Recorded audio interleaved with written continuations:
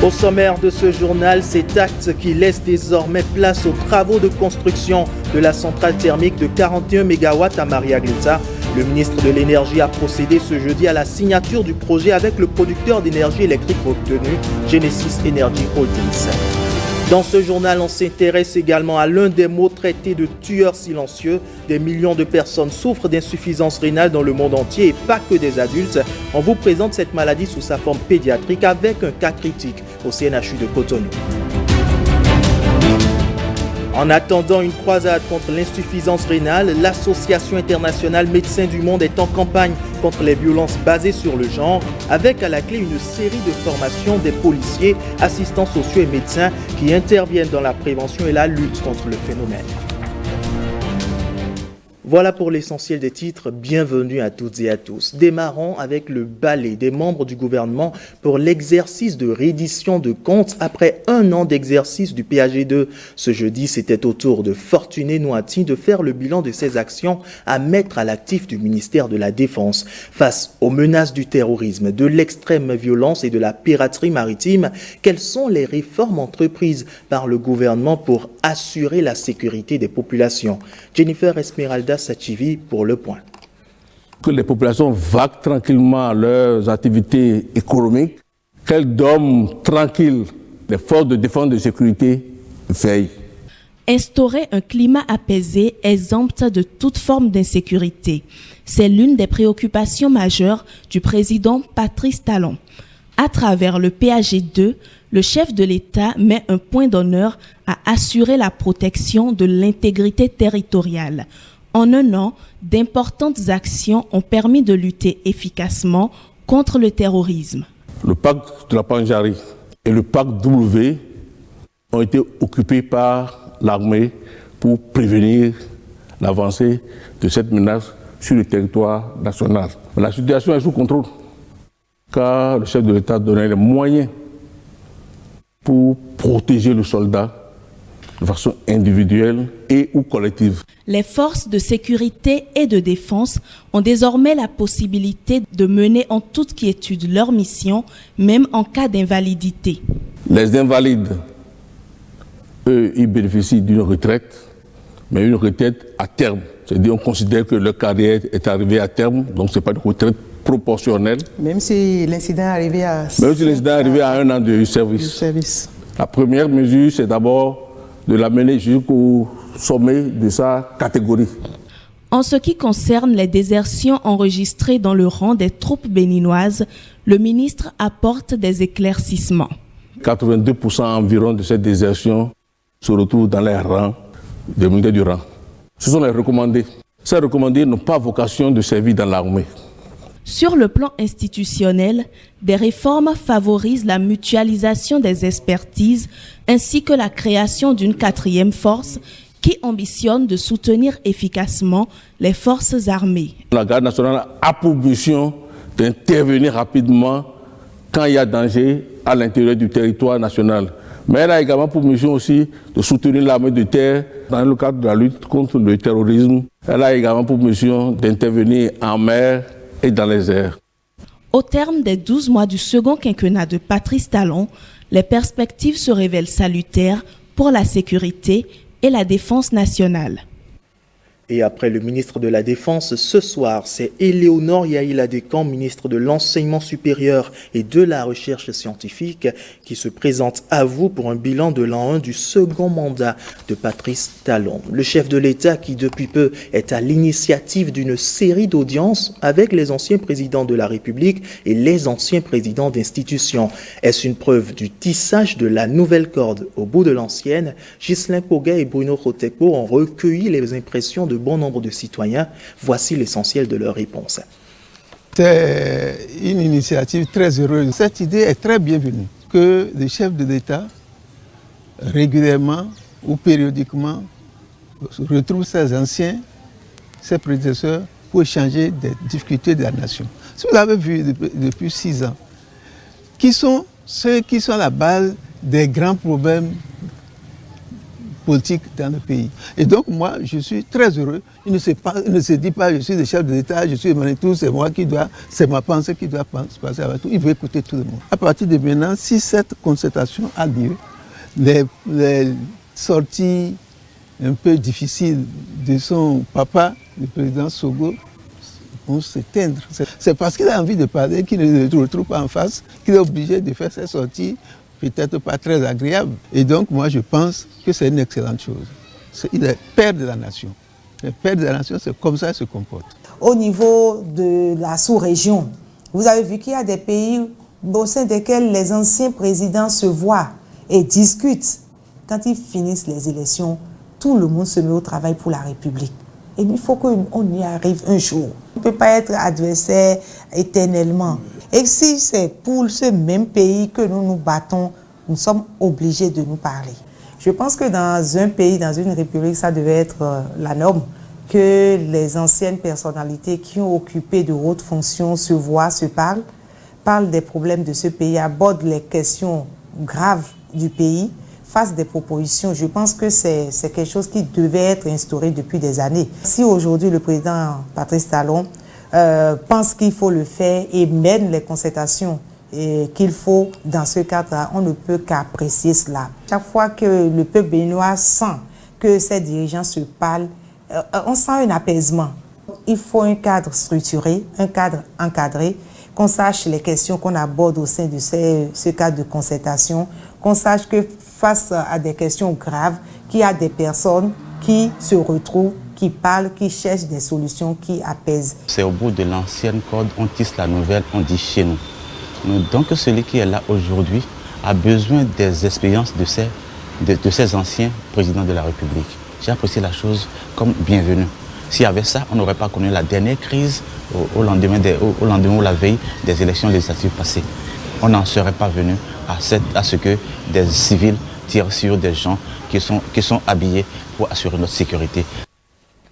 25 mai 2022, le gouvernement béninois décidait en Conseil des ministres de la signature de la convention de concession et du contrat d'achat d'électricité pour la construction d'une centrale thermique de 41 MW à cycle combiné par un producteur indépendant d'énergie électrique. Moins d'un mois après, ces choses faites, le ministre de l'Énergie a procédé hier à la signature du projet avec la société Genesis Energy Holdings. Les détails avec Génial Afouda, Monsieur Agboka et Bernold Djogbe. Plus qu'un simple échange de parapheurs, ce geste scelle un important partenariat public-privé entre Genesis Energy Holdings et le gouvernement béninois. C'est un projet de construction d'une centrale thermique de 41 MW à cycle combiné dont nous utiliserons une turbine à gaz et une turbine à vapeur. Cycle combiné, c'est le commun turbine à gaz et turbine à vapeur. La signature de ces documents est le fruit d'un long parcours parsemé d'embûches. The process has been very extensive. Cette étape de signature est une étape majeure dans le processus. Le processus a été certes long, mais nous, à Genesis, nous disons que le résultat n'est pas important, mais le processus compte également. Genesis Energy a été poussé dans ses retranchements. Nous envisageons réellement fournir à travers ce projet une solution optimale pour les populations du Bénin et pour le secteur de l'électricité au Bénin. Qui l'eût cru? Il y a eu des moments effectivement où les uns et les autres se sont demandé si on abandonnait. Est-ce qu'on ne peut pas regarder autre chose? Est-ce qu'il faut absolument tenir à faire celui-là plutôt qu'autre? Mais finalement, je crois que les uns et les autres, avec courage, abnégation et détermination, se sont investis pour qu'aujourd'hui, nous obtenions ce résultat. Ce projet est un projet important pour le Bénin, non seulement parce que devant contribuer à l'autonomie énergétique électrique du Bénin, mais comme je disais tout à l'heure, c'est une première en matière donc de partenariat public-privé pour notre pays. Le délai d'exécution du projet est de 24 mois. Cette rencontre à présent, dont les conclusions pourraient apporter un financement rapide aux différents projets phares du secteur énergétique dans la sous-région. Les États membres du système d'échange d'énergie électrique ouest-africain tiennent leur 38e réunion de coordination avec les partenaires techniques et financiers. C'est la première rencontre en présentiel depuis la crise sanitaire et tout s'est déroulé sous les yeux de Christelle Tongodo et Brice Chibozo. Le système d'échange d'énergie électrique EOAWAP pour relever les défis énergétiques en Afrique de l'Ouest. Cette 38e réunion des PTF du WAP est une opportunité pour la mobilisation des ressources nécessaires à la mise en œuvre des projets énergétiques au bénéfice de la sous-région. L'objectif fixé par cette réunion de coordination des PTF est de poursuivre la concertation sur l'état d'avancement des projets de l'EOAWAP, de convenir des actions à entreprendre en vue d'accélérer leur mise en œuvre et de présenter les nouveaux projets pour l'appui des partenaires techniques et financiers. Grâce à cette institution, des partenariats fructueux se sont développés, je dirais, de manière méthodique et originale et ont permis de réaliser des progrès donc substantiels dans la mise en œuvre des infrastructures de production, de transport d'énergie électrique dans un cadre réglementaire et communautaire approprié. Des projets pas des moindres sont en chantier ou achevés. Certains concernent le Bénin. Les projets d'interconnexion 330 kV dorsale sud Ghana-Togo-Bénin, dont les travaux de construction sont achevés. L'interconnexion 330 kV dorsale nord Nigeria-Bénin-Niger-Burkina. Le renforcement de l'interconnexion 330 kV dorsale médiane Bénin, Nigeria, dont le financement est en cours d'instruction. Nous avons présenté, donc selon notre plan directeur, et le temps qui vient entre 2023 et encore jusqu'à 2028, nous avons présenté les projets d'environ 3,6 milliards de dollars. La réalisation de ces projets innovants va permettre aux États membres de l'EOA de sortir de la précarité énergétique. Du secteur énergétique, intéressons-nous à présent au secteur agricole. Celui du Bénin dispose désormais d'un Conseil national d'orientation et de suivi. Il est un cadre de concertation, de dialogue et de gouvernance participative entre les différents acteurs. Sa mission, suivre et réguler les activités du secteur agricole. Les membres de ce conseil ont officiellement pris fonction ce jeudi en présence du ministre de l'Agriculture. Le point avec Jennifer Sachivi et Yves Godopessi. Ils sont au total 23 membres issus de différentes institutions et parties prenantes du secteur de l'agriculture. Leur mission commune, assurer la régulation des activités du secteur agricole béninois à travers le Conseil national d'orientation et de suivi du secteur agricole. Nous réussirons le pari. Et nous n'avons pas le choix parce que le secteur de l'agriculture est le secteur, je dirais, principal de notre pays.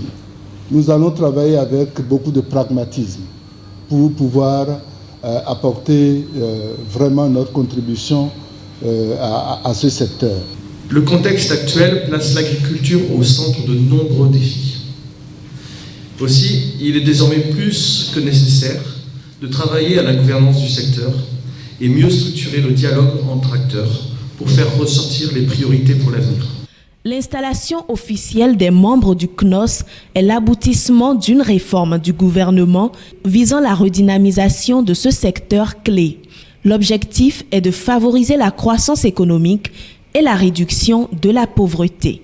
Le caractère multidimensionnel et multi-acteur du secteur agricole impose, pour une mise en œuvre efficace de son plan sectoriel de développement, la participation de tous.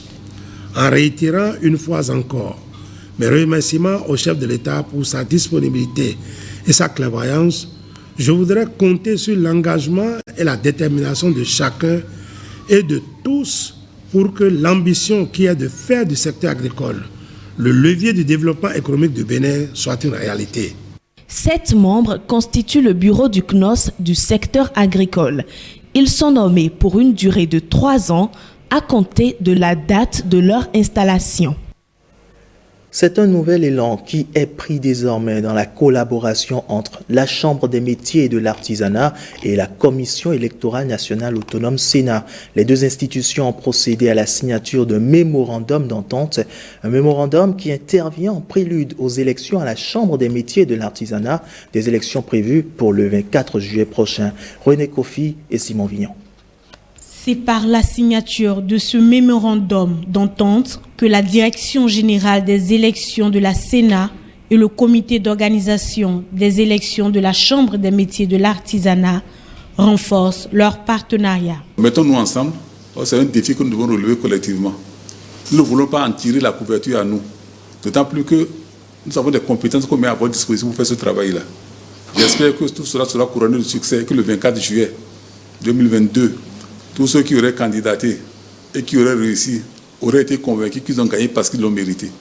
Il ne nous reste qu'à voir comment accompagner pour que le processus puisse aller à son terme, afin que le secteur de l'artisanat, qui est un gros secteur pourvoyeur d'emplois et pourvoyeur de richesses dans notre pays, puisse être mieux organisé et contribuer plus efficacement au développement du Bénin. Un accent particulier sera mis sur la transparence en ce qui concerne le processus électoral en cours. Le gouvernement de notre pays a souhaité que l'expertise et l'ingénierie de la Sénat soient utilisées pour permettre d'avoir des élections crédibles et des élections justes. Nous voudrions inviter les artisans et tous les artisans qui se sont fait recenser à y vérifier leur nom sur les listes électorales pour pouvoir exprimer leur vote le 24 juillet. Nous souhaitons que ce soit une élection libre, crédible et que ce soit surtout une élection populaire qui connaisse la participation de tous les artisans, afin que nous ayons de réels artisans à la Chambre des métiers de l'artisanat. Les élections auront lieu dans les 546 arrondissements du Bénin. 16 branches et sous-branches sont concernées. Venons-en à présent à ce phénomène qui menace la planète. Aujourd'hui, plus de 40% de la surface de la Terre est touchée par la dégradation. Une situation engendrée par les mauvaises pratiques agricoles dont l'utilisation abusive d'intrants chimiques avec pour corollaire des pertes de bétail et la famine, surtout sur le continent africain. Voici le constat de William Choki. Ces animaux n'ont pas survécu à la sécheresse. Elle est d'une ampleur exceptionnelle. Elle frappe presque toute la cône de l'Afrique. Depuis près de 18 mois, il n'est quasiment pas tombé une seule goutte de pluie ici. Que Dieu nous vienne en aide. Qu'il nous donne la pluie. De plus en plus fréquentes et intenses, les sécheresses menacent une frange importante de la population africaine. J'ai vu des chèvres manger leurs propres excréments et des chameaux manger d'autres chameaux. Je n'avais jamais vu ça de toute ma vie. On voit des enfants faméliques, on voit encore une fois des animaux qui ne peuvent plus se lever, qui meurent, on voit des sols craquelants, on voit des points d'eau qui sont réduits en strict minimum où les gens et les animaux consomment la même eau. On voit une eau brunâtre qui sort et qui est consommée par les populations humaines et par les populations animales. Si jamais il y a encore un point d'eau, elles sont choquantes et on constate que au cours des trois dernières années, il n'y a pas eu une pluviométrie suffisante ou pas du tout dans certaines régions. Une situation à laquelle la communauté internationale semble indifférente.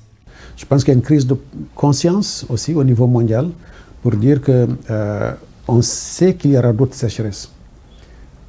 On sait qu'elles seront de plus en plus violentes compte tenu des changements climatiques. Mais on sait aussi que la réponse humanitaire est de plus en plus adéquate. Mais la réponse à long terme n'est pas encore appropriée et que les États doivent mieux se préparer. Il n'est pas possible qu'on attende que les populations commencent à souffrir, même à mourir, avant qu'on intervienne. changer le modèle agricole à travers des pratiques plus respectueuses de l'environnement, restaurer les terres dégradées pendant qu'il est temps, ultime solution pour éviter l'hécatombe à la race humaine.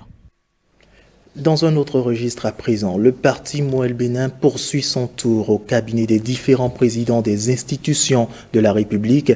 Cette fois-ci, c'est au cabinet du président de l'Assemblée nationale que s'est rendue la délégation du parti avec à sa tête son président. Jacques Ayadi et ses pairs sont allés présenter leur civilité à Louis Vlavonou. Suivons ensemble un extrait du président de Moël Bénin au micro de Nathalie Doris-Owolabi. Depuis la naissance de Moël Bénin en 2018, nous n'avons eu de contact formel qu'avec une seule institution de la République, le président de la République. Nous avons estimé que le moment est venu de faire le tour de tous les présidents d'institutions de la République. Nous avons commencé par la Cour constitutionnelle. Aujourd'hui, c'est le tour de l'Assemblée nationale. C'est une visite de prise de contact et de courtoisie de façon générale. Le président nous a tellement bien accueillis que nous sommes très heureux d'avoir fait cette audience-là. Il nous a prodigué les conseils qu'il peut nous prodiguer. Et mis à part le parti Moël Bénin, le président du Comité national olympique et sportif du Bénin était lui aussi au cabinet du président de l'Assemblée nationale. Au cœur des échanges entre les deux personnalités, les activités qui marquent la commémoration de la journée du sport pour le développement et la paix. Julien Minavoa est au micro de Nathalie Doris-Owolabi. Nous avons résolu depuis 2019 de faire carrément des manifestations pour célébrer cette journée qui est la journée du 6 avril. Nous voulons que pour cette année 2022, que cela prenne toute l'ampleur à l'image de ce qui se passait dans l'histoire. 6 avril, certains se demanderont pourquoi c'est 6 avril, évidemment. 6 avril parce que c'est un 6 avril que le baron Pierre de Coubertin, qui est le rénovateur des Jeux Olympiques, a ouvert officiellement les premiers Jeux Olympiques de l'ère moderne. Le 6 avril est passé, mais vous comprenez très bien, ce que nous faisons est totalement symbolique. Il faut pouvoir marquer quand même cette journée. Ça commence ainsi par l'audience que vient de nous accorder le président de l'Assemblée. Et ça continuera le vendredi par des communications. Et le samedi, il y aura une grande marche ici qui va réunir tous les étudiants de l'Institut, tous les présidents des institutions de notre pays, beaucoup de personnalités pour entrer et marquer cette journée appelé sport pour le développement et la paix. Parlons sécurité routière à présent. La thématique préoccupe au plus haut niveau les autorités béninoises et marocaines. En témoigne justement ce don du royaume chérifien au Bénin, 1000 casques pour limiter au maximum les cas d'accidents dans nos grandes villes. La remise symbolique a eu lieu ce jeudi dans la commune d'Abomey-Calavi. Gilles Dansou, Patrick Yemabo. Un casque porté, une vie sauvée. Un casque homologué, encore beaucoup plus d'avantages. Le Royaume du Maroc renforce la sécurité sur nos routes. 1000 casques sont mis à la disposition des usagers de la route. On est là par la volonté politique de nos chefs d'État. Nous y travaillons. Depuis ma nomination ici, je ne cesse d'intensifier les relations, d'activer, de booster. Je suis très honoré aujourd'hui et très heureux de me trouver avec vous pour la distribution de ces casques. Dans le programme d'action du gouvernement 2021-2026, il est prévu une réforme majeure de professionnalisation du métier du transporteur. Et donc, les conducteurs de taxi-moto sont pour nous des transporteurs. Et pour ça, ils doivent être professionnalisés. Ils doivent être des professionnels. Donc, ce n'est plus qu'un problème de sécurité routière, c'est un problème de métier. Le Centre national de sécurité routière apprécie à sa juste valeur cette initiative. L'objectif que nous visons n'est rien d'autre que d'enseigner les bonnes pratiques, d'expliquer aux gens que porter de casque, c'est mieux. Porter de casque homologué, c'est encore plus sûr. Nous avions ciblé les villes dont le taux de motorisation se retrouve être fort, avec à la clé des accidents que nous enregistrons tous les jours. L'objectif est de circuler en toute quiétude.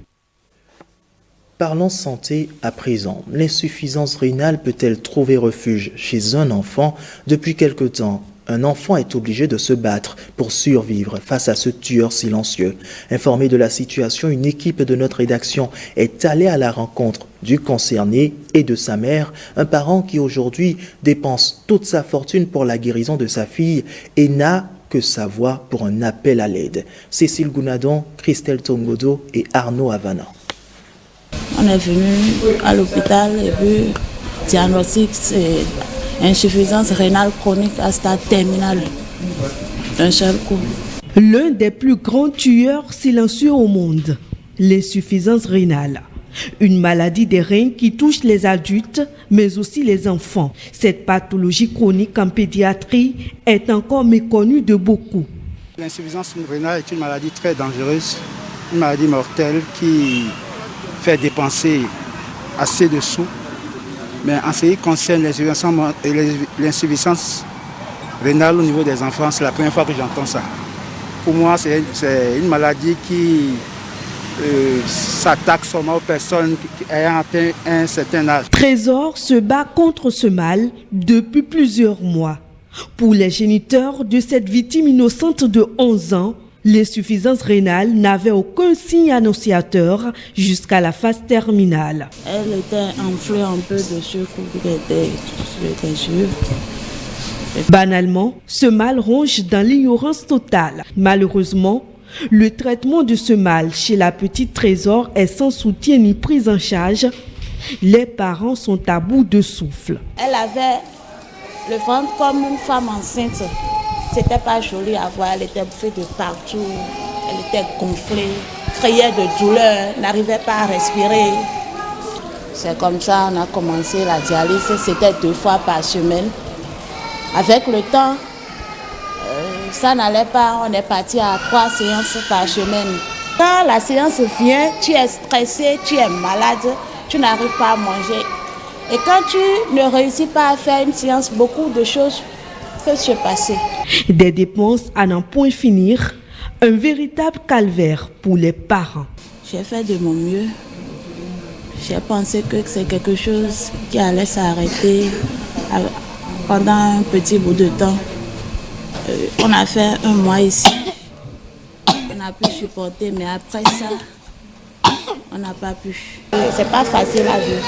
Souffrance physique, morale, mentale, psychologique, tristesse. Encore, pour combien de jours? Vivement un soutien donc à cet enfant pour un rétablissement prompt. J'en parlais tantôt en titre. L'Association médicale internationale Médecins du Monde est en croisade contre les violences basées sur le genre. Une série de formations est lancée au profit des acteurs qui sont en première ligne dans la prévention et la lutte contre le phénomène. Policiers, assistants sociaux et médecins suivent dans 25 communes du Bénin la dite formation. Plus de détails dans nos prochaines éditions. Et c'est ainsi que se referme ce journal. Merci de l'avoir suivi. Excellente soirée à toutes et à tous.